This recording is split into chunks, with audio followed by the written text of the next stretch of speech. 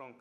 তো আমরা যদি নতুন বলটা একটু ভালো খেলতে পারতাম তাহলে মনে হয় আমাদের এতগুলো উইকেট যাইতো না, কারণ মিডল অর্ডার বা লোয়ার অর্ডাররা যখন এসে নিউ বল খেলে তখন ডেফিনেটলি ওদের জন্য challenging. Overally as a team আমরা ব্যাটিংয়ে একটু খারাপ করে ফেলেছি।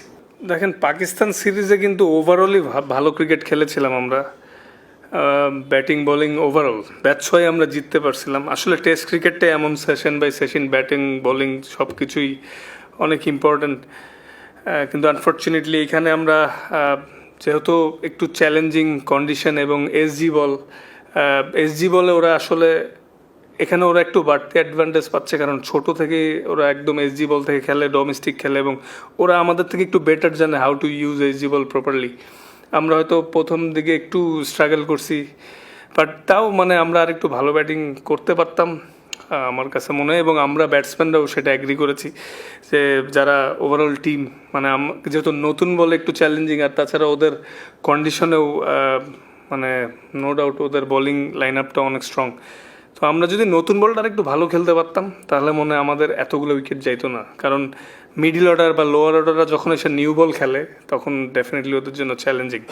ওভারঅলি অ্যাজ এ টিম আমরা ব্যাটিংয়ে একটু খারাপ করে ফেলেছি।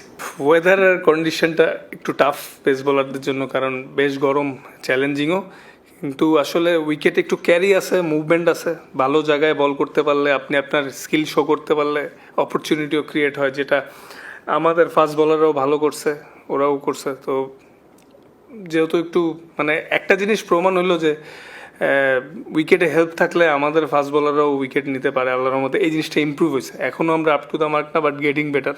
অ্যাজ এ টিম হিসাবে ইমপ্রুভ করার চেষ্টা করতেছি।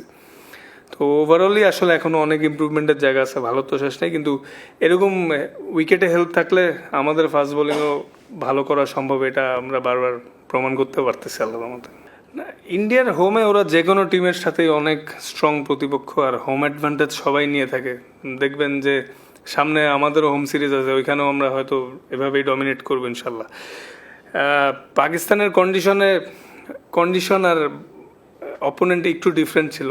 আমরা ওইখানে ভালো খেলতে পারছি, ভালো ব্যাটিং করতে পারছি, বোলিংও ভালো করছি, কিন্তু এখানে আনফর্চুনেটলি ওই যে লস হলো।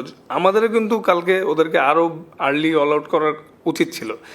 হয়তো অ্যাট দ্য এন্ডে আমরাও কিন্তু আপ টু দ্য আমার শেষের দিকে বোলিং করতে পারিনি, স্পেশালি টি এর পরের সেশনটা ওরা ভালো ব্যাটিং করছে, বাট আমাদেরও আরও ভালো করা উচিত ছিল।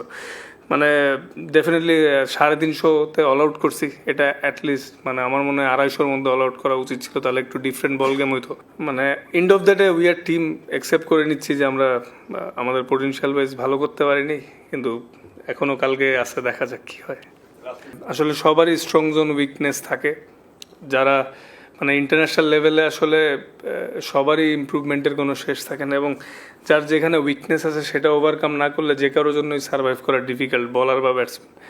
তো এটা অবশ্য মানে এটা নিয়ে ব্যাটসম্যানরাও কাজ করতেছে, যার যেখানে প্রবলেম, কারো ভিতরের বলে সমস্যা, কারো বাইরের সমস্যা, উইকনেস সবারই আছে। তো দিন শেষে আসলে এক্সিকিউটটাই ইম্পর্টেন্ট, এবং সবাই সবার জায়গা থেকে ইমপ্রুভ করার চেষ্টা করতেছে, আশা করি ভালো কিছু হবে।